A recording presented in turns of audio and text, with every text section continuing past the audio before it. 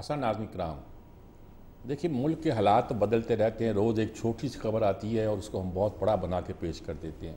مثال کے طور پر ہمارے پی ٹی آئی کے چیئرمین اٹک جیل میں قید ہیں، وہاں ان کے وکیل ملنے جاتے ہیں.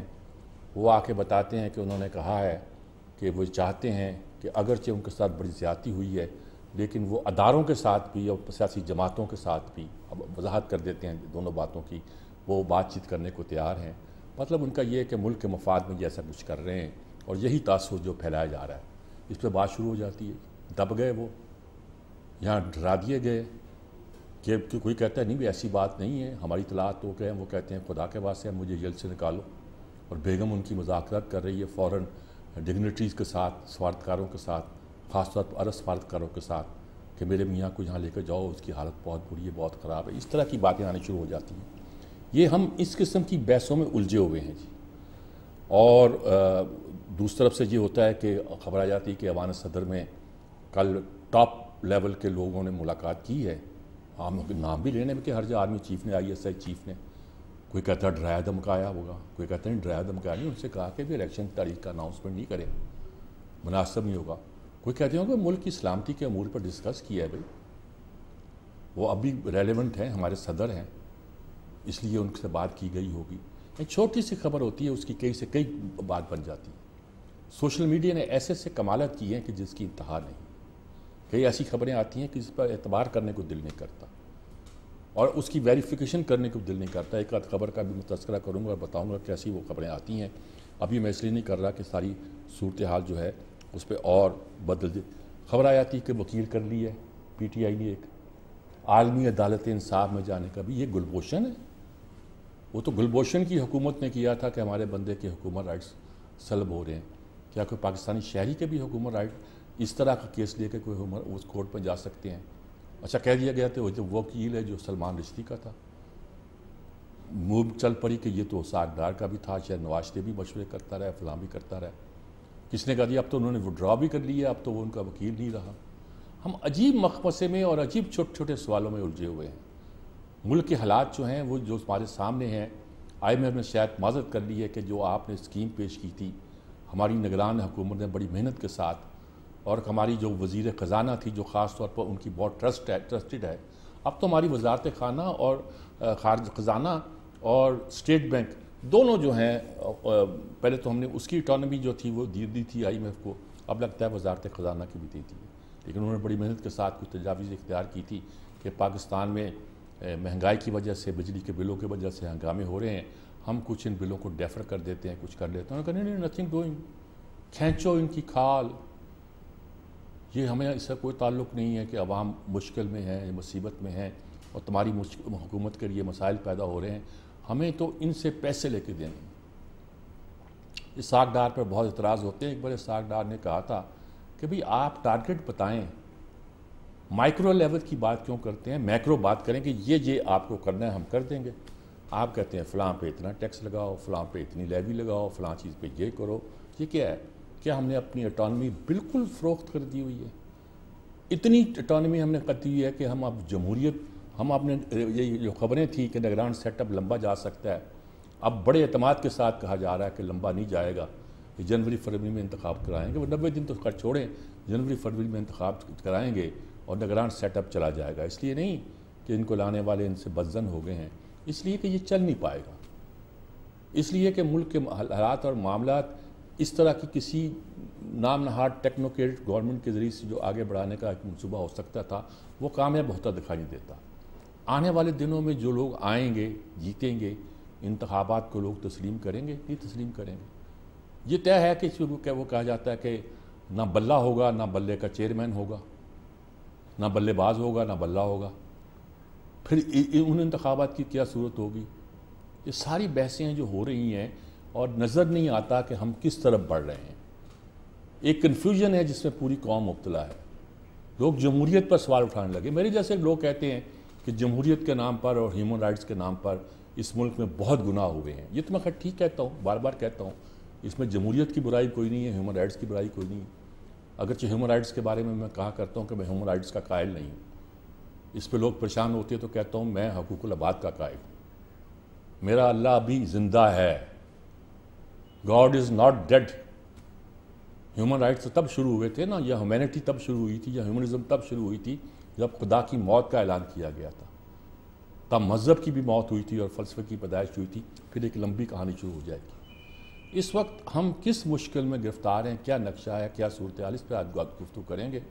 پی جے میر صاحب ہمارے ساتھ شامل ہیں, ہمارے بڑے سینئر اینالسٹ, تجزیہ نگار, اور جیسا کہ ہمیشہ میں کہتا ہوں کہ ہمارے پائنیئر اس میں اینکرنگ میں, میزبانی میں جب سے نجی ٹی وی نے قدم رکھا ہے. عامر الیاس رانا صاحب ہمارے بہت ہی بے باک اور صاف کو تجزیہ کرنے والے. مجھے اختلاف بھی ہوتا ہے ان سے, تو ان کی بات لیکن میں بڑے غور سے سنتا ہوں کہ اس میں سبسٹنس ایسا ہوتا ہے کہ اس پہ غور کرنا پڑتا ہے. Last but not the least Irshad Arif sahab, یہ بھی ابھی ہم ایک آدھ منٹ میں جوائن کر لیں گے.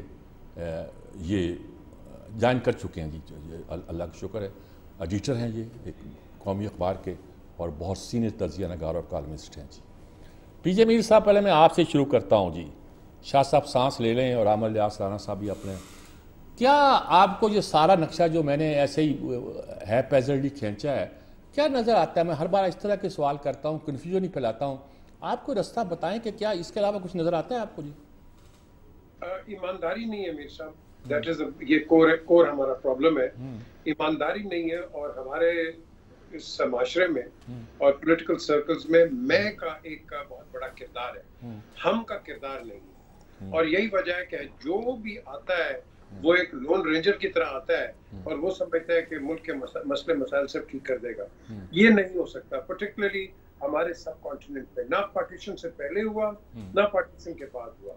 پارٹیشن کے بعد جو ہمیں خطہ ملا, ہم نے اس کو وہی پرانے, جب انگریز ادھر ہوتا تھا کہ میں آپ کو 10 گھوڑے دے دوں گا, 15 گھوڑے دے دوں گا, 50 گھوڑے دے دوں گا, تو یہ وہی سلسلہ آج بھی وہی چل رہا ہے. اسمبلیوں کے اندر میں آپ کو 10 لوگ دے دوں گا, 5 دے دوں گا, یہ الیکٹیبل ہے, یہ نہیں. یہ ہمارا سیاسی ایک پلیٹ فارم ہے, اور اس سیاسی پلیٹ فارم سے کبھی ترقی نہیں کر سکتے, کیونکہ ہم نے ایک خریدا ہوا پلیٹ فارم ہوتا ہے, اور خریدے ہوئے پلیٹ فارم کبھی ڈیلیور نہیں کرتے. یہ وہ لوگ ڈیلیور کرتے ہیں جو بالکل بے لوس ہوتے ہیں, اور ان کا کوئی انٹرسٹ نہیں ہے سوائے ایک نیشنل انٹرسٹ کے. بات آتی ہے کہ آج تک ہمارے میں نہ اتفاقی ہے, نہ ہم کسی ایک دوسرے کے ساتھ بیٹھ سکتے ہیں. زبان آپ نے بتا دی کہ کیسے آج کل کی زبان چل رہی ہے پولیٹیکل سرکلز کے اندر ایک دوسرے کے متعلق, تو یو ریلی تھنک کہ ہم کر سکتے ہیں, کچھ نہیں کر سکتے. پھر ہم نے جو ہمارا ایک اور ایک بہت بڑا ایک ڈرا بیک ہے کہ ہم نے غلط لوگ لگاتے ہیں صحیح جگہ پہ. ہم نے right man for the right job کبھی لگایا ہی نہیں ہے. کہیں بھی آپ دیکھ لیں کہ آپ کیا کر رہے ہیں. ابھی ایک خبر آئی کہ 22 سال کا بچہ آپ نے منسٹر بنا دیا اسپورٹس کے لیے. اب مجھے بتاؤ, جس نے اسپورٹس کھیلی نہ ہو, جس نے کچھ کیا نہ ہو, اب 22 سال کے بچے کو اپنا بنا دیتے ہو, تو اب آپ مجھے بتاؤ کہ ملک کیسے چلے گا. whether it is a caretaker, whether it is a real government. آپ مینیجر, چیئرمینس اور ڈائریکٹرز وہ اپوائنٹ کر دیتے ہو کہ ان اداروں کے جو کہ پیسے بنانے والے ادارے ہیں, لیکن ادارہ بیٹھ جاتا ہے, آپ نے کسی کو اپیز کر دیا. یہ چھوٹی چھوٹی چیزیں نہیں ہیں, یہ بہت بڑی چیزیں ہیں. اور اسی کے ساتھ آج دیکھیں, because of this P I A down the drain, Pakistan steel mills down the drain, آپ یہ نیشنل بینک کی یہ ان کی جو پینشن اسکیمز ہے وہ down the drain, E O B I down the drain. ہر جگہ تو ہمارا ایک فیلئر ہے, ایک نیشنل فیلئر ہے. ہم جب نیشنل انٹرسٹ کی بات ہوتی ہے, آج ہم رو رہے ہیں بجلی بنا لیتے ہیں, یہ کالا باغ ڈیم کس نے آپ کو روکا ہے؟ نہیں. آپ نے پرسنل سیاست کے اندر لے گئے, پاکستان کو نہیں سوچا. آج دیکھ لیں, یہ تو شکر کرے ایک فوجی بنا گئے یہ منگلا ڈیم اور یہ دوسرے پنڈی کا اور ادھر ادھر تربیلا وغیرہ. کس نے بنایا؟ ہم نے. مجھے بتا دیں آپ, کون کرتا ہے؟ ہم سوائے تنقید کے, برائے تنقید, ہم نے کبھی تنقید برائے تعمیر کرتے ہی نہیں. ہم ایک دوسرے کی اپریشیٹ کرتے نہیں ہیں. آپ کے ساتھ کتنے لوگ آ کے لڑیں گے ٹیلی ویژن پہ بیٹھ کے, اور پروگرام ختم ہوگا نہیں, ایک دوسرے سے جبیاں مانگیں گے. ٹھیک بات کہ یہ تو ہم لوگوں کو دکھا رہے ہیں, یہ ہم کب تک دکھائیں گے؟ عام آدمی مر گیا ہے, پیٹرول دیکھو کہاں چلا گیا ہے, آپ کا کھانے کی چیزیں کہاں چلی گئی ہیں, منڈی کہاں چلی گئی آپ کی کھانے کی. اب مجھے بتاؤ, یہ اس کا کوئی ریمیڈی ہے؟ ٹھیک بات ہے آپ کی. اس وقت ڈیٹ سروسنگ کرنی ہے. میر صاحب, اب آپ نے ہر چیز پہ ٹیکس لگا دیا, لوگ تو گر جائیں گے. مجھے بتا دیں آپ کیا کریں گے اس کا. جی عامر الیاس رانا صاحب, باتیں تو ٹھیک کہہ رہے ہیں یہ, باتیں تو میں بھی کنفیوژن پھیلانے والی ٹھیک کہہ رہا ہوں، لیکن کریں کیا، کہاں کھڑے ہیں ہم؟ کیا آپ کا کیا اس پہ ٹیک ہے کہہ دیں، پوائنٹ آف ویو کہہ لیں؟ رونا دھونا کے علاوہ بھی ہم کچھ کر سکتے ہیں اس وقت؟ کیا نقشہ نظر آتا ہے آپ کو، یا جھوٹ بولنے کے علاوہ؟ جی میر صاحب، جو اب آپ نے گفتگو کی ہے اور پہلے بات ہو رہی تھی تھوڑی سی، وہ میں نے سنی کیونکہ آواز میرے پاس کم آ رہی تھی، لیکن جو سوال آپ نے کیا ہمیں کرنا کیا چاہیے، بنیادی بات بھی یہی ہے، لیکن ہم کچھ کرنا نہیں چاہتے۔ اگر ہم آپ کو کچھ 47 سے شروع کریں گے بہت لمبی کہانی ہو جائے گی۔ ہم جنرل مشرف اور اس کے بعد کی بات کریں تو شاید جلدی سنبھال لیں کہ 2008 میں جب ساتھ میں بے نظیر بھٹو کی اسیسینیشن ہوئی، کاف لیگ کی گورنمنٹ ختم ہوئی تھی اور پھر پیپلز پارٹی آئی، اور انہوں نے آتے ہی سب سے پہلے نعرہ لگایا تھا کہ ہم اس ملک سے اندھیرے ختم کریں گے، اور راجہ پرویز اشرف نے 31 دسمبر کی ڈیڈ لائن دے دی تھی، ٹھیک ہے، جو ان کے 5 سال پورے ہو گئے تھے اور جس میں وہ خود وزیر اعظم بن گئے، نہ کچھ کر سکے۔ نواز شریف 2013 میں آئے اور پھر انہوں نے 60-70 لوگوں کو پاکستان بھر سے اکٹھا کر کے یہ سارا مسئلہ سامنے رکھا کہ ایک طرف دہشت گردی اور ایک طرف انرجی کرائسس ہے، ہمیں کیا کرنا ہوگا، یہاں انویسٹمنٹ کے لیے کوئی تیار نہیں ہے، اور اس وقت پھر چائنا کو لے کے آئے، اور چائنا جتنی مرضی دوستی کرے لیکن کاروبار تو وہ بھی کرتا ہے، اور انہوں نے اپنے پروفٹس رکھنے ہیں اور انہوں نے رکھے۔ ہم جہاں تک روک سکتے تھے ہم نے کوشش بھی کی ہوگی، کی بھی صحیح، لیکن جب یہ بات آتی ہے نا کیپیسٹی چارجز ہمیں دینے پڑتے ہیں، جب آپ 2014 میں ایک وزیر اعظم ابھی آ کے سانس نہیں لے کے سنبھل نہیں رہا، اس کے اوپر دھرنا چڑھا دیں گے تو اس کو پولیٹیکلی کچھ نہ کچھ دینا ہے۔ پیپلز پارٹی کرتی رہی، ٹرائی کرتی رہی، چاہے وہ کرپشن کے ساتھ تھی، لیکن افتخار چودھری صاحب نے کون سا رستہ دیا، ایل این جی کو سٹے کر کے جو کام وہ کرتے تھے وہ اس کو سٹے کر دیتے تھے۔ یعنی شوکت عزیز جب بیچنے لگے تھے سٹیل مل، اس وقت انہوں نے اس کو سٹے کر دیا تھا۔ تو ایک کہانی ہے جو ہم لے کے چل رہے ہیں، اور پھر ہم ظاہر ہے کہ جو سیاسی حکمران ہے اسے یہ بھی دکھانا ہے کہ مجھے کل کو الیکشن میں جانا ہے تو میں کیا کروں، پھر وہ لانگ ٹرم اور شارٹ ٹرم دونوں طرف دیکھتا ہے کہ مجھے جلدی سے جلدی کس چیز میں کیا مل سکتا ہے اور میں لوگوں کو رائے دے سکتا ہوں۔ تو پھر انہوں نے بہت سارے منصوبے شروع کیے اور وہ اتنے اچھے چل پڑے، میرے حساب کتاب سے لوگوں کو اعتراض ہو سکتا ہے کہ ہماری ملٹری جنتا کو یہ خیال آیا کہ اگر اس کو 2018 میں ہم نے الیکشن میں جانے دے دیا تو یہ تو ہمارے پلے ہی کچھ نہیں چھوڑے گا۔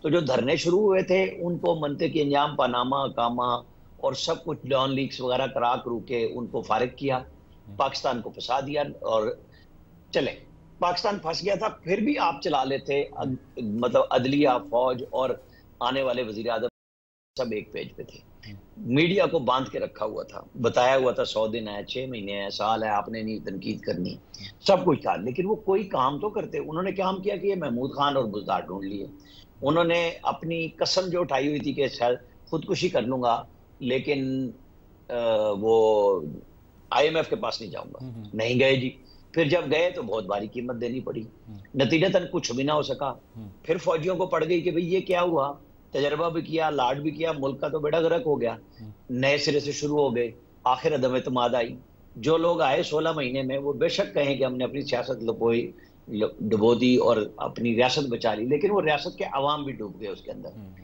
اب نواز شریف جب تیاری کر رہے ہیں آنے کی تو وہ اپنے لوگوں سے کہہ رہے ہیں کہ ہم نے تو 17-18 پہ بات کرنی ہے، کہ ہم نے تو جو حکومت کی تھی وہ تھی، اور یہ سارا کچھ کا شاخسانہ ہے۔ اب اس کو ہم سمیٹیں تو ہمارے پاس کیا ہے، رونا دھونا، چینی 200 پہ، ڈالر 300 سے آپ دیکھیں کون سی چیز ہے، پیٹرول، ڈیزل، ہر چیز پہ آگ لگ گئی، جب ڈالر اتنا اونچا ہوگا تو سستا کیسے کوئی چیز بھی ہو سکتی ہے۔ نگران وزیر اعظم آئے ہیں، انہوں نے سب پہ ڈال کے اور 2 میٹنگیں کی اور فٹافٹ اناؤنس کر دیا کہ جی ہمیں تو سمگلنگ کو روکنا ہے، بالکل بہت بڑا ایک ہے، پورا افغانستان ہم پال رہے ہیں، چاہے وہ 40 لاکھ 30 لاکھ افغان مہاجرین ہو یا جو وہاں بیٹھے ہیں، ان کو ہمارے اور ان کے بڑے سمگلر مل کے کام کر رہے ہیں۔ پرائم منسٹر نے ایک میٹنگ کیا، کسٹم نے آج کہہ دیا جی ہم نے 70 کروڑ روپے کی چینی پکڑ لی، جی بہت اچھا کیا، مطلب یہ کسٹم والے پہلے کہاں تھے۔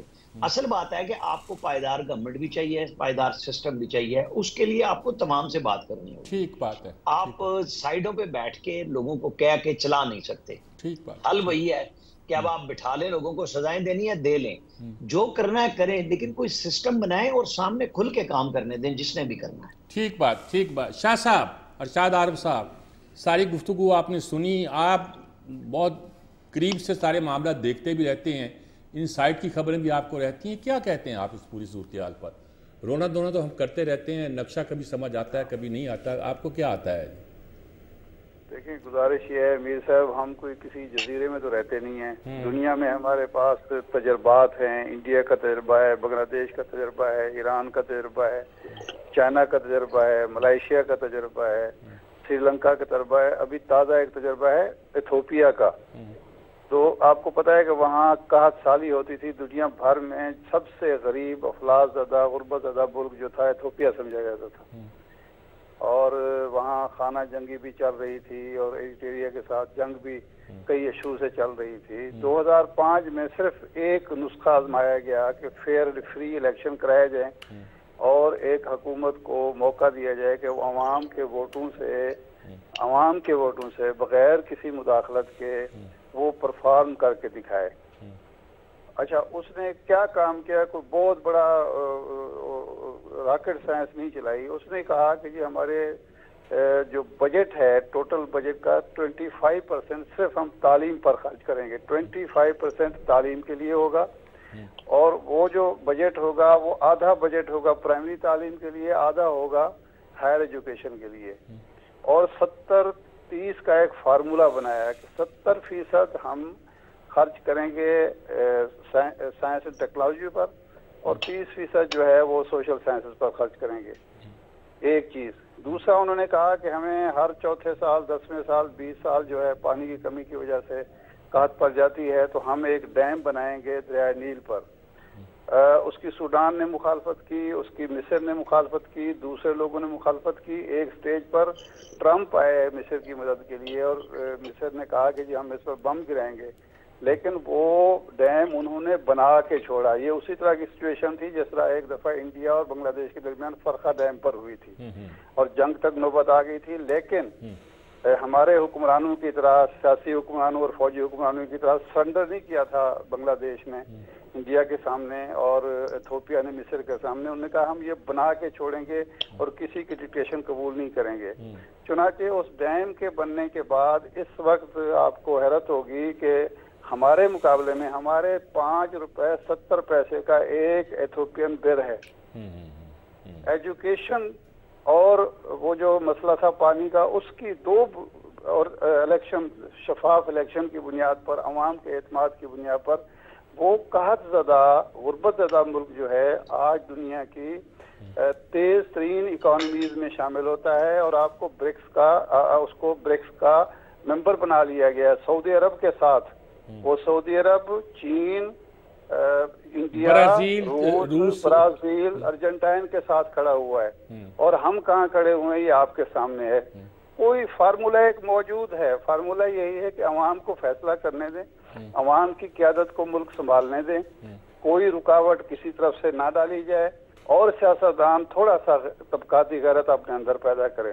وہ جو ضیاء الحق نے کہا تھا کہ ہاں انٹرنیشنل کو کہ جب میں ان کو اشارہ کروں گا یہ دم ہلاتے آ جائیں گے، جب بھی یہ عامر الیاس لانا صاحب بڑی اچھی بات کر رہے ہیں، لیکن کون ہے جو کہتے ہیں جس کو اشارہ ہوا اور دم ہلاتے نہ پہنچ گیا ہو؟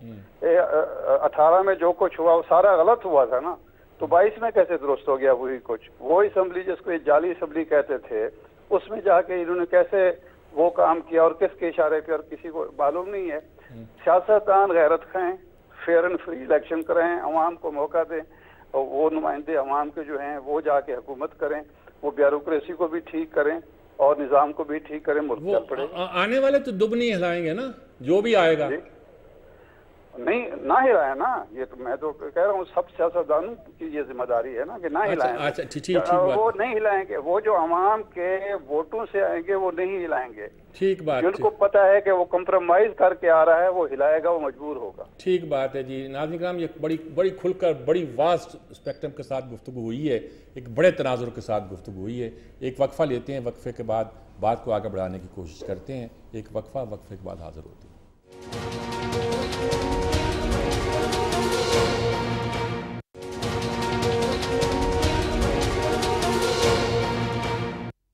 یہ ناظرین کرام دیکھیے، ایک تو آپ نے پورے ملک کا ماڈل سنا، میں یہ پی جے میر صاحب سے خاص طور پر کہنا چاہتا ہوں، پورے ملک میں کیا کیا ہوتا رہا، 18 میں کیا ہوا، 13 میں کیا ہوا، پہلے کیا ہوا، ہم نے کیا کیا غلطیاں کی، انہوں نے بالکل پارٹیزن ہوئے بغیر ساری کہانی سنا دی۔ اور شاہ صاحب نے ایتھوپیا پہ ہمیں لے گئے کہ دیکھیں کہ ایتھوپیا میں کیسے انقلاب آیا. اب فیئر اینڈ فیئر الیکشن کی بات کی جاتی ہے. ہمیں تو اس کا اعتماد نہیں ہے کہ فیئر الیکشن یہاں ہو سکتے ہیں کہ نہیں ہو سکتے. اگر ہو بھی جائیں گے تو وہ دم ہلانے والے دوبارہ نہیں آئیں گے.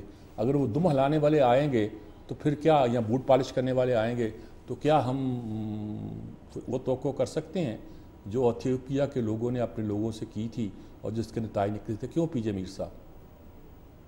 ہمارا جو سویلین کوارٹر ہے جی وہ بالکل آپ کہہ لو کہ ڈسرپٹڈ ہے اور بالکل آپ کہہ لو کہ ڈیکمپوز ہو گیا. اب دیکھیں گے وہ کیوں ہوا. نمبر 1 بیکاز ہم نے اپنا ریٹ آف انفلیشن اور اپنی اکانومی کو سٹیبل نہیں رکھا. آپ کہیں بھی چلے جائیں آپ کی تنخواہیں آگے بڑھتی نہیں ہیں. تنخواہیں بڑھتی نہیں ہیں, لوگوں نے اپنے آپ کو سروائیول موڈ پہ رکھا ہوا ہے.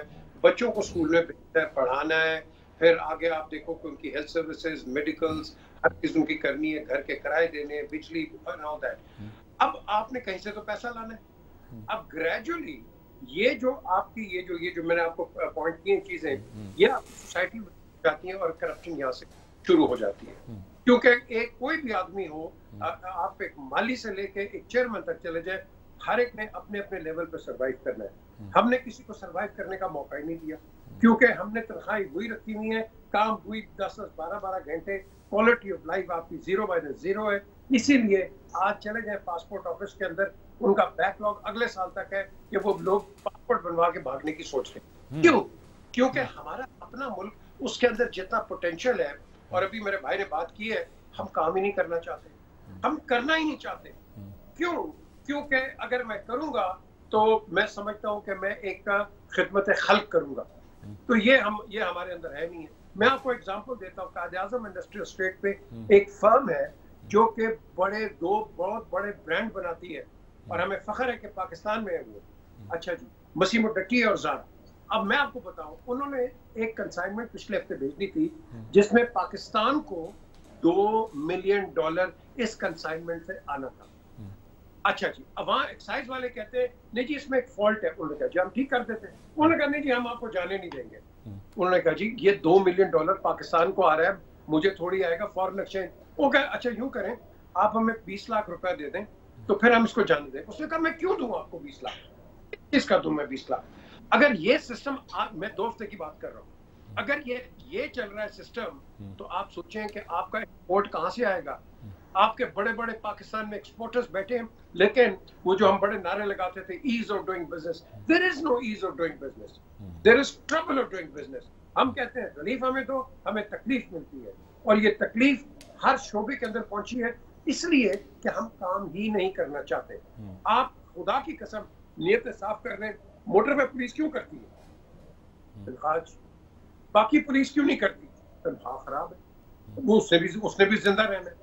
یہ اچھی بات نہیں ہے لیکن اس کی مجبوری ہے. اس کے پاس 2 چیزیں ہیں, اس کا یونیفارم ہے جہاں سے وہ پیسے کمائے گا, یا وہ بھوکا مر جائے گا. تو the question is کہ آپ اپنی اکانومی کو ٹھیک کرو, ٹیکس بیس کو بڑھاؤ. کینسر ہمیں سب کو پتا ہے کیا ہے, پرابلمز ہمیں سب کو پتا ہے کیا ہے, صرف right people for the right job. آپ دیکھو گے کہ ہمارا ملک ٹھیک ہو سکتا ہے. اگر ہم ایک نیوکلیر پاور بن سکتے ہیں تو ہم کیا باقی نہیں کر سکتے؟ ٹھیک بات, کیوں نہیں کر سکتے؟ ہم ہر چیز کر سکتے ہیں, لیکن فرق اتنا ہے کہ آپ نے نیتیں ٹھیک کرنی ہیں. اور یہ جو سیاستدان ہیں جتنے, ان کو خدا کے لیے ابھی بھی یہ بیٹھ کے بات کرنے. ٹھیک بات. عامر الیاس رانا صاحب بڑی عجیب بات کی کہ یونیفارم بھی اب ایک آمدنی کا ذریعہ بن گیا. یہ کسی کو اور معنی میں نہ لیا جائے. یہ جو پولیس والا کھڑا ہے, یہ جو کسٹم والا کھڑا ہے, یہ سارے لوگ جو ہیں یہ اس کی قیمت بھی وصول کرتے ہیں. آپ کوئی کاروبار, یہ تو ہے انہوں نے بڑے نام لیے کسٹم کے. کسٹم تو بہت, انکم ٹیکس کا محکمہ, کسٹم کا محکمہ, پولیس کا, ہر کوئی محکمہ لے لیں, کرپشن کے علاوہ کوئی چیز نہیں ہے. اور ہم فیئر اینڈ فری الیکشن مانگ رہے ہیں اس کرپٹ معاشرے میں. اس کا کوئی علاج ہے؟ پہلے کچھ, میں یہ تو نہیں کہتا پہلے معاشرے کو بدلو پھر الیکشن کراؤ, لیکن کچھ ہمیں کچھ کرنا پڑے گا نا. کیا کرنا پڑے گا؟ دیکھیں جب تک وہ ٹروتھ اینڈ ریکنسیلیشن ٹائپ آپ سب کو راستہ دیں گے نہیں, لیں گے نہیں, بنے گا نہیں. بہت ساری باتیں ہو رہی تھی. دیکھیں میں 1997 میں جب نواز شریف صاحب کے ساتھ ملائیشیا گیا تو وہاں صبح اخبار کی لیڈ جو ہے نا وہ ایجوکیشن پہ تھی. ہم 2016 میں UNGA میں گئے تو اردوان صاحب کے ساتھ پورا جہاز صحافیوں کا تھا. تو میں نے اس وقت جو پریس سیکرٹری جو آج کل چیف سیکرٹری جی بی ہیں محی الدین وانی، ان سے پوچھا، میں کہا یار ہم تو سارے اپنے دفتروں کے خرچے پہ آئے بیٹھے ہیں، یہ جہاز لے کے آئے، انہوں نے کہا آپ کا کوئی پتہ ہے کب کون سا سوال کریں گے؟ یہ سارے اے پی پی اور پی ٹی پی بنے ہوئے ہیں اردوان صاحب کے ساتھ۔ اچھا میں نے 2 ماڈل آپ کو اس لیے بتا دیے، ملائیشیا کے مہاتیر کا اور اردوان کا، کہ دونوں نے ترقی دی، پریس دونوں طرف ہی سے پریس تھا۔ یہ آپ کو اور ہمیں کچھ فیصلے تو کرنے پڑیں گے، یا ہم آزادی اظہار کے نعروں پہ پوری پاکستان کی نیشنلزم کو تباہ کر لیں کہ یہاں جس کا جو دل کرتا ہے وہ کرے، سوشل میڈیا مادر پہ در آزاد ہے۔ آپ نے جب ترقی کرنی ہے تو کچھ چیزوں پہ کمپرومائز کرنا ہوگا، تو یہ بیٹھ کے ہوگا۔ مودی اگر 9 سال سے چل رہا ہے اور حسینہ واجد 15 سال سے چل رہی ہے، تو وہاں پہ بھی بہت کچھ ظلم ناروا اپنے لوگوں پہ ہوا ہے، اقلیتوں پہ ہوا ہے، کچھ ہوا ہے تو بدلے میں کچھ ملا ہے۔ ہمیں ایتھوپیا کو بھی دیکھنا ہوگا، ارشاد عارف صاحب جو کہہ رہے ہیں بات، ہم تو ایک کالا باغ ڈیم کے اندر ہم نے ساری زندگی تباہ کر لی کہ اس کے بغیر بھی کہیں کوئی ڈیم نہیں بن سکتا اور فلانا ہو جائے گا ڈمکانا ہو جائے گا۔ نہ ہم ٹیکنیکل ڈرائنگ مانتے ہیں کہ جی نوشہرہ تباہ نہیں ہوگا، جو اے این پی کی پوری سیاست اس کے اوپر کھڑی ہوئی تھی، لیکن پاکستان تو بہت پیچھے چلا گیا نا اس سیاست کی وجہ سے، نہ ہم فردر کوئی ڈیم کر سکے، ہم ڈیم فول بنے ہوئے ہیں۔ ہمیں ایک چیف جسٹس نے فنکاریاں دکھائیں اور وہ پیسے سارے کے سارے کیوں پڑے ہوئے سپریم کورٹ کے؟ ان سارے ججز سے احتساب ہو جانا چاہیے، یہ سب کا احتساب کرتے ہیں کہ آپ نے پیسے کیوں رکھے ہیں اکاؤنٹ میں، چاہے وہ بالکل فیئر پڑے ہیں، کیوں رکھے ہیں جی؟ وہ آپ نے لوگوں سے امنگوں پہ پیسے مانگے تھے کہ ہم یہ کرا دیں گے، تو پھر آپ نے کسی کے ذمہ کیوں نہیں لگایا؟ آپ ہم سب کا احتساب کرتے ہیں۔ عام آدمی نہیں پوچھ سکتا جناب آپ لوگوں نے کیا کیا، کیا کھلواڑ کیا کہ جب کوئی کام کرنے لگتا ہے آپ اس کو تباہ کر دیتے ہیں، ایک رجیم چینج کرنے آ جاتے ہیں۔ کو فوج عدلیہ سب ایک پیج پہ ملے، جو میں پہلے بھی کہہ چکا، تو کچھ تو وہ بھی ڈیلیور کرتے ہیں۔ انہوں نے درجنوں ڈیم بنانے تھے کے پی میں، ایک ڈیم نہیں بنایا۔ کیا بنایا انہوں نے 9 سال میں؟ سوائے پہلے 5 سال میں انہوں نے کہا میں نے پولیس اصلاحات کی، اور جس کے ذریعے دورانی کے ذریعے کی، اسے پنجاب میں ایڈوائزر لگایا، پہلے دن ہی آئی جی بدل دیا، وہ بیچارہ چلا گیا، دنیا سے بھی چلا گیا، کام نہیں کیا، صرف باتیں کی ہم سب نے۔ جس نے کوئی کام کیا ہے اسے آپ نے یا قتل کر دیا یا جلا وطن کر دیا۔ آپ بات کرنے ہی نہیں دیتے کسی کو۔ اس معاشرے میں گھٹن صحافت اور جرنلزم کی اوپننس کے نام پہ موجود ہے۔ پی جے میر صاحب کو میں اگر میں صحیح یاد کر رہا ہوں تو نواز شریف صاحب کے ایک دوست تھے، وہ صاحب کے بھی دوست تھے، انہیں زرعی ترقیاتی بینک کا ہیڈ لگا دیا گیا۔ پی جے میر صاحب کا نام میرے ذہن میں اس لیے ہے کہ کسی دفعہ مجھے پتا چلا تھا کہ وہ ان کے بھی دوست ہیں، وہ فوت ہو گئے ہیں۔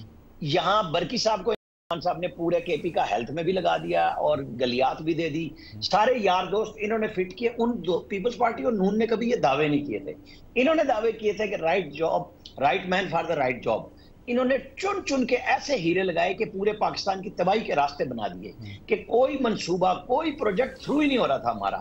تو آج بھی آپ کو ضرورت اس بات کی ہے کہ کچھ چیزوں کو، جیسے آپ نے ایک فیسیلیٹیشن کونسل بنا لی ہے، آرمی چیف اس میں روئے رواں ہیں، پچھلے وزیر اعظم نے اپروو کی، نگران وزیر اعظم لے کے چل رہے ہیں، لیکن یہ تبھی خواب شرمندہ تعبیر ہوں گے کہ جیسے آپ 4-5 شعبے وہ لے رہے ہیں، کچھ شعبے اور لیں کہ جی ان کے اوپر کمپرومائز نہیں ہوگا، ان کے اوپر ہمیں چلانا ہے۔ آپ طے کر لیں ترجیحات، الیکشن کرا لیں، اور آنے والی قیادت کو یہ پتا ہوگا کہ مجھے یہ تو چلانے میں نئے جتنے مرضی منصوبے شروع کروں، اگر ان میں اچھائی ہے۔ اسے ہی مساق معیشت کہا جاتا تھا جی، بالکل ٹھیک بات ہے، بالکل بالکل یہی مساق معیشت کہا جاتا تھا۔ کچھ لوگ کہتے تھے کہ مساق معیشت کرنے کی ضرورت نہیں ہے، اصل چیز یہ ہے کہ تمام پارٹیاں یعنی جو چیزیں ان کے منشور میں مشترک ہیں اقتصادی طور پر، ان پر ایک لیجسلیشن کر دیں، یعنی کہ تمام پارٹیوں میں کئی چیزیں مشترک ہیں، بالکل مشترک ہے، اس پہ ایگری کر دیں اور لیجسلیٹ کر دیں۔ صرف مساق نہیں کریں لکھ کے، قانون بنا دیں، بلکہ ہو سکے تو آئین کا حصہ بنا دیں۔ کچھ لوگوں کا یہ خیال، شاہ صاحب کیا کہیں گے آپ اس ساری صورتحال پہ؟ آپ نے بہت سی باتیں بڑی دور تک جا کے کی ہیں، اب اس وقت کیا نظر آتا ہے آپ کو؟ سر میں تو ایک ہی بات کہوں گا کہ جب تک آپ اعتماد، عوام کے اعتماد کی اس ملک کے اندر حکومت نہیں لائیں گے، آپ نے سوال کیا تھا کہ وہ دم نہیں لائیں گے، جس کے پیچھے عوام کھڑے ہوں گے ان کو عوام دم ہلانے سے روکیں گے، عوام کا اعتماد بھی اس کو روکے گا اور عوام اس کا گریبان بھی پکڑیں گے۔ عوام تو دیکھ رہے ہوتے ہیں کہ ہم کس کا گریبان پکڑے، جو ہمارے لیے کچھ کرنا چاہتا ہے اس کو کرنے نہیں دیا جا رہا، جس کی ذکر عامر الیاس رانا صاحب کر رہے ہیں۔ سوال یہ ہے کہ آپ آغاز وہاں سے کیوں نہیں کرتے جہاں سے لوگوں نے کیا ہے اور ترقی کی ہے۔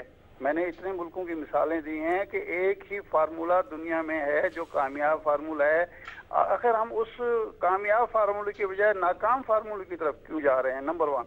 دوسرا، یہ جو پی جے میر صاحب نے کہا کہ حالت یہ ہے یہ جو ایران کے بارڈر پہ اور افغانستان کے بارڈر پہ سمگلنگ ہو رہی ہے، جس کی وجہ سے معیشت ہماری تباہ ہو چکی ہے، یہ کسی کی مرضی کے بغیر ہو رہی ہے، کسی کی مدد کے بغیر ہو رہی ہے، کوئی آ کے جنات کر رہے ہیں۔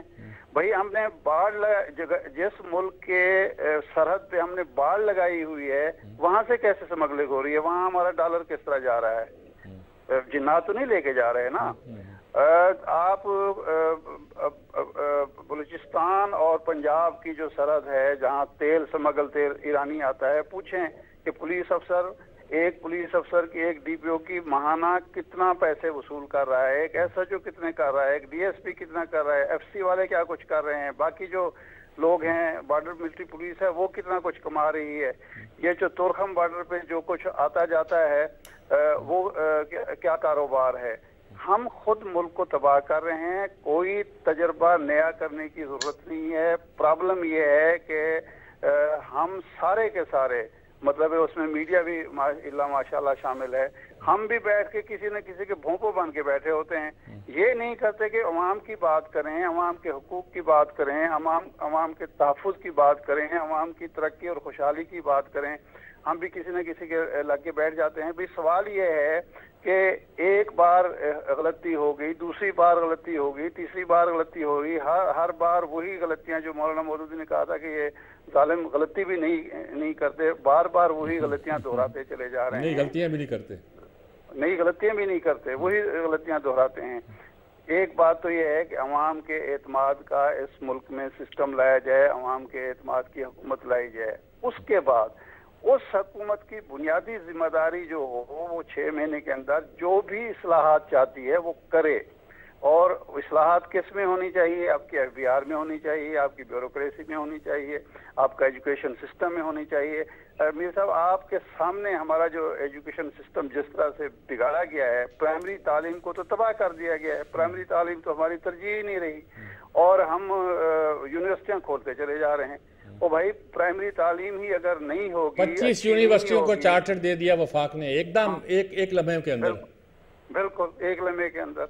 تو یہ جو ترجیحات ہماری غلط ہیں، ان ترجیحات کو جب تک درست نہیں کیا جائے گا، میں نے ایک مثال دی ایتھوپیا کی کہ یہ 25 آپ کی 2.5% آپ نے مقرر کیا ہوا ہے اس کے لیے ایجوکیشن کے لیے، اور 2.5% بھی آپ پورا نہیں دیتے، اور وہ بھی کھا پی لے جاتا ہے، تنخواہوں اور مراد میں چلا جاتا ہے، ایجوکیشن کے لیے ہوتا ہی نہیں ہے۔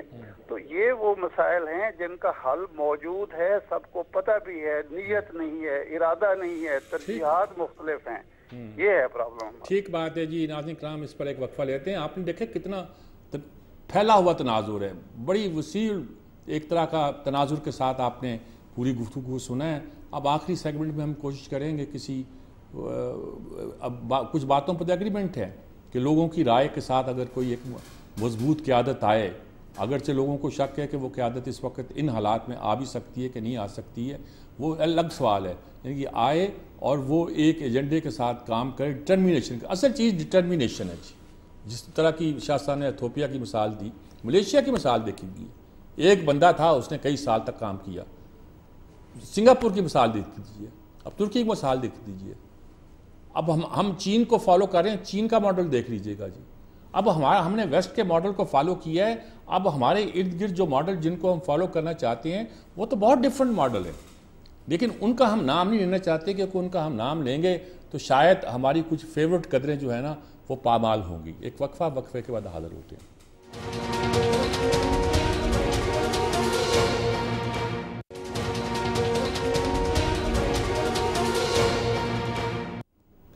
یہ ناظرین کرام گفتگو سنی، اب میرا خیال میں کسی نئی بات کرنے کی تو گنجائش نہیں، سب نے ساری باتیں کھول کر اور ان باتوں کو آخری کنارے تک جا کے پہنچا دیا ہے جی۔ اس سے زیادہ کیا ہو سکتا ہے کہ ہم نے کئی ماڈل باہر کے بھی ڈسکس کیے، اس سے زیادہ کیا ہو سکتا ہے کہ ہم نے اپنی کوتاہیوں کا احتساب بھی کیا، اس سے زیادہ کیا ہو سکتا ہے کہ ہم نے یہ بھی بتایا کہ کون کیا غلطی کرتا رہا، یہ بھی بتا دیا کہ ہماری تاریخ کے حالیہ دنوں میں، پرانا سے 47 سے شروع نہیں کیا، ہم نے کیا کیا خامیاں کی ہیں، پھر کیا توقع لگا کے بیٹھے، کس خوش امیدی پر ہم آگے بڑھے ہیں۔ پی جے میر صاحب کچھ رستہ نظر آتا ہے؟ لاسٹ ورڈ جو ہوتے ہیں وہ آپ کچھ ہمیں ہوپ کے دلائیں تاکہ ہم کچھ آگے بڑھیں۔ जैसे इरशाद आरिफ साहब ने कहा है, हमारे पास सब कुछ मौजूद है, आपको सिर्फ इम्प्लीमेंट करना है। हमारे पास कानून मौजूद है, हर किस्म का कानून मौजूद है। इम्प्लीमेंटेशन ऑफ लॉ, ये जब तक नहीं होगी किसी मुल्क के अंदर, वो मुल्क तरक्की नहीं करेगा। लोग डरते हैं आपके पास बाहर की इन्वेस्टमेंट क्यों नहीं आ रही, क्योंकि बाय द टाइम वो आदमी पाकिस्तान में आता है आप उसको लूट लेते हैं, फ्रॉड्स के अंदर, हर तरीके के अंदर। They don't want to come. आपको पता है ओवरसीज पाकिस्तानी सबसे ज्यादा इन्वेस्ट कहाँ कर रहे हैं? यूएई में कर रहे हैं, स्पेन में कर रहे हैं, पोर्चुगल में कर रहे हैं। लेकिन यहाँ क्यों नहीं कर रहे हैं? क्योंकि आपका मार्केट कॉन्फिडेंस कोई नहीं है। तो हमारे पास सब चीज मौजूद है, सिर्फ आपने लोगों को एक कॉन्फिडेंस देना है कि भाई ठीक है गलतियां हो गई हैं लेकिन आइंदा नहीं होगा। लेकिन फिर वो कहते हैं ना गलती पर गलती पर गलती, हम फिर वही कर रहे हैं। हम सीखते नहीं है मीर साहब, बिल्कुल नहीं सीखते। नारे बड़े मैं लगाऊंगा, मैं ये कर दूंगा, फलाना कर दूंगा। रूल ऑफ लॉ और एग्जीक्यूशन, ये आपका खुलासा है। That's it. जी आमिर इलियास राना साहब जी, वो शाह साहब ने 2 दफा कहा कि जिनके पीछे अवाम खड़े होते हैं, अवाम खड़े थे तो 1999 आ गया। मैं तो सच्ची बात है इसलिए कहता हूँ कि मैंने डिलीवर करते हुए देखा है, बातें करते हुए भी देखा है, डिलीवर करते हुए भी देखा है। उन्होंने जब दोबारा तबाहशुदा पाकिस्तान को उठाया तो फिर वही जो जिसके ऊपर आज की फौज मानती है और जाने वाला फौजी जनरल मानता है कि हमने गलत किया, हमने रिजीम चेंज किया। अब वो जो पेट्रोलियम की बात हो रही थी, देखिए पाकिस्तान में ना पुलिस सर्विस ऑफ पाकिस्तान कहलाती है, PSP, लेकिन इसको उर्फ़ में पता क्या कहा जाता है? पेट्रोलियम सर्विसेज ऑफ पाकिस्तान, क्योंकि सारे पुलिस अफसरों के पेट्रोल पंप हैं। आप बलूचिस्तान से शुरू हो जाए और बखर तक मेरा शहर जो है, जो डेरा इस्माइल खान से है, जब DPO करप्ट आया वहां पे रेट बढ़ गया और जनाब जो ईरानी पेट्रोलियम मसनूआत है वो वहां तक आराम से पहुंच जाती है। जब DPO ईमानदार आया वो काम DI खान तक रुक गया। बलूचिस्तान से चलते हैं पंजाब के मुख्तलिफ जिलों तक पहुंचते हैं, रोकने वाला कोई नहीं।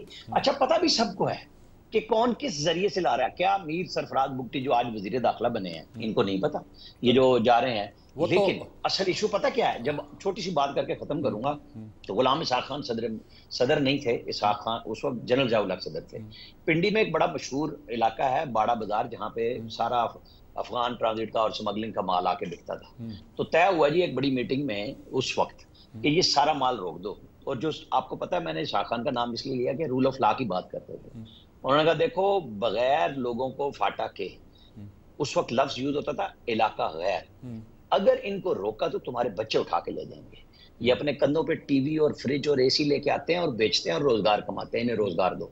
आप बलूचिस्तान के लिए भी क्लियर कर लें अपने आप को, आपने जिस दिन स्मगलिंग रोकनी है पहले उनके लिए मुतबादिल रोजगार साथ साथ आपको नहीं बनेगी। शबर ज़ैदी ने तो कहा था कि कोयटे से लेकर सक्कर तक लोगों का रोजगार ही यही है। मुझे यही बताया गया कि जरा हाथ हौला रखो। इसी वजह से हमने तो देना पड़ेगा, हमने पैरेलल इकोनॉमी खुद डेवलप होने दी है, उनको अल्टरनेटिव को जरिया माश दिया नहीं है। जी शाह साहब, क्या लास्ट वर्ड्स हैं आपके? देखिए सर, हमारे पास हल मौजूद है। अल्लाह तबारक व तआला ने हमें वसाइल से नवाजा है। एक मेहनती अफरादी कुव्वत हमारे पास मौजूद है। हमारे लोग यूरोप में, इवन अफ्रीका में, ऑस्ट्रेलिया में, ये गल्फ में, हर जगह अपनी सलाहियतों का, अपनी तवानियों का लोहा मनवा रहे हैं। इशू ये नहीं है, इशू हमारी गलत तरजीहात का है। हमारी तरजीह क्या होनी चाहिए? हमारा जो गरीब और अमीर के दरमियान तफावत बढ़ गया है, इस तफावत को ख़त्म करने की ज़रूरत है। ये जो हमारी रूलिंग इलीट है, हमारे जो हुक्मान इशराफिया है, इसको खुदा का खौफ करना चाहिए। इतना ज़्यादा आपने एक खलीज पैदा कर दी है जिसकी वजह से एक बड़ी तादाद लोगों की जिनके लिए शाम की दोपहर की रोटी मुश्किल हो गई है और एक जो है वो अयाशी कर रही है। इस तफरीक को ख़त्म किया जाए, मुआशी तफावत और तफरीक जो मौजूद है इसको ख़त्म करें और इस मुल्क में अवाम को राय देने का हक भी दें और जीने का हक भी दें। ठीक बात है, अवाम को राय देने का हक भी दें, जीने का हक भी दें और ऐसी फ़ज़ा पैदा करें कि अवाम अपनी राय दे सकें और अवाम ज़िंदगी गुजार सकें।